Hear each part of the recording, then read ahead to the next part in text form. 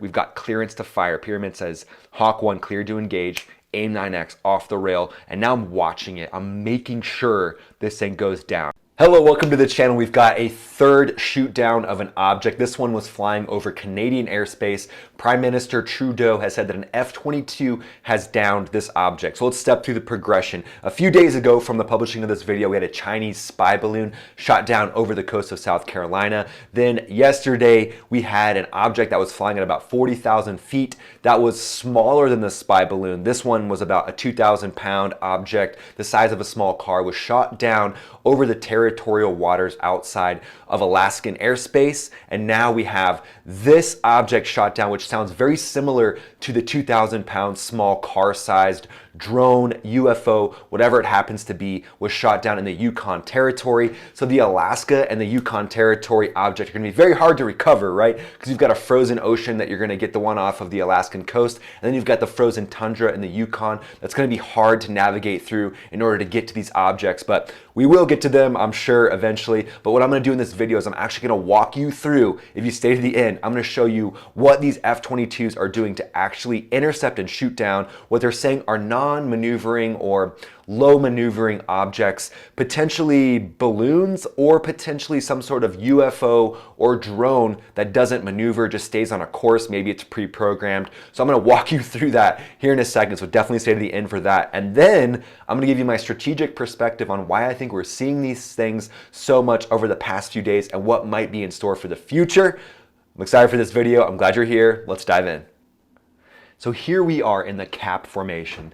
These F-22s are going to have been capping for a while to investigate. So we're passing our wingman there on the left-hand side. And now the big picture is just making sure your jet's all squared away. So there's going to be potentially some aerial refuelers up there, some tankers up there that are just helping you stay airborne, passing you gas in the sky. So you're going to be thinking about all those things while you're also taking in information from your different sensors based on, what is this thing that you're going out and going after?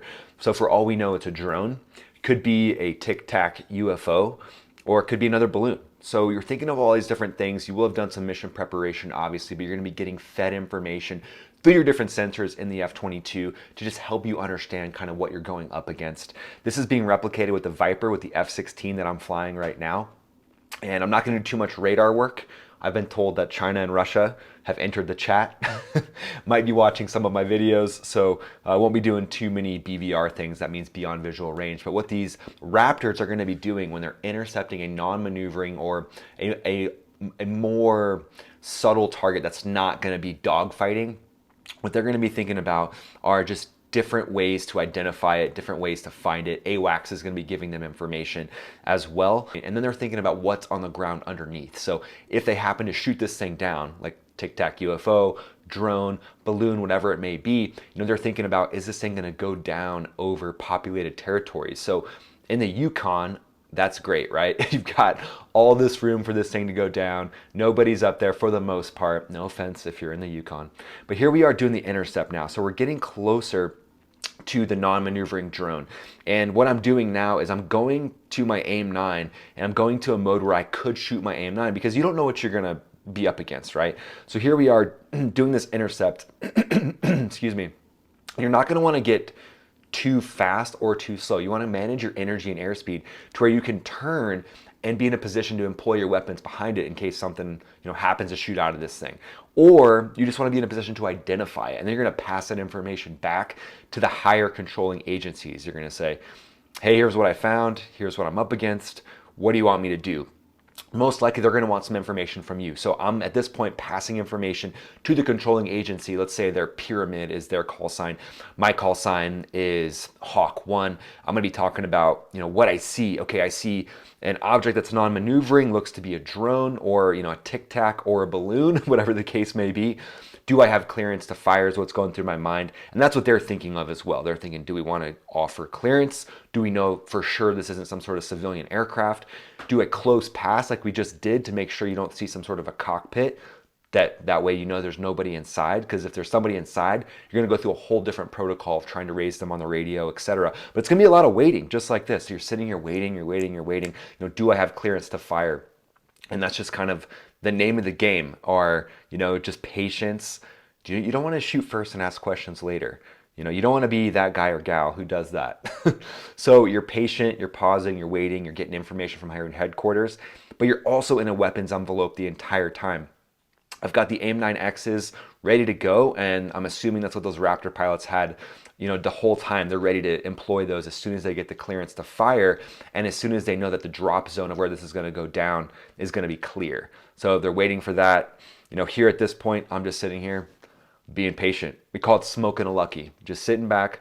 My old flight instructor, one of the best BFM dogfighters I've ever known, basic fighter maneuvers is what BFM is. He'd say, just sit back, smoke a lucky, don't rush. He was always like, you know what? At the end of the day, fast is slow, slow is fast. And if you do things right the first time, you're not going to be in a bad position. So that's what I'm doing here. I'm patient. I'm waiting for Pyramid to pass me the clearance to fire. And I wanted to give you guys an authentic representation of what most likely was going on in those Raptor cockpits. So they're thinking, they've got their own thoughts, but here we've got clearance to fire. Pyramid says Hawk 1 cleared to engage, AIM-9X off the rail, and now I'm watching it. I'm making sure this thing goes down, right? Because I want to stay behind it in a weapons envelope if it doesn't. There we go. We got a good splash. So my call out there is going to be Pyramid, Hawk 1, Splash 1, hostile, or whatever the case may be, whatever identifier I'm adding onto that. Just letting them know, like, hey, I've got good confirmation. Maybe try to get it in the HUD, because there will be HUD video. So if you can get the video of it exploding or crashing in the HUD, all the better. I think, it's just proof that, what happened. And at the end of the day, these aviators are super talented. So just some background on that shoot down in Canada. Trudeau, the Prime Minister of Canada, said he spoke with President Biden about this. So obviously there's going to be some coordination.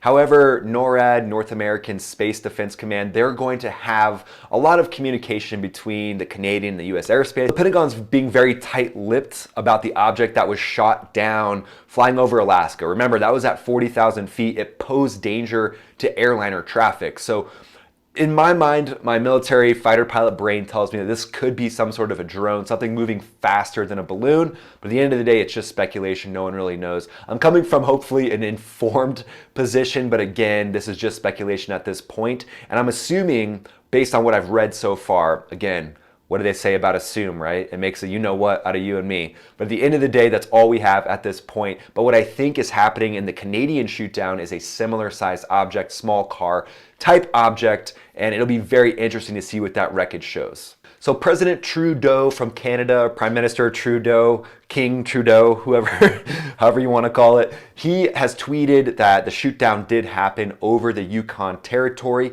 and that's essentially all the information that we're getting so far.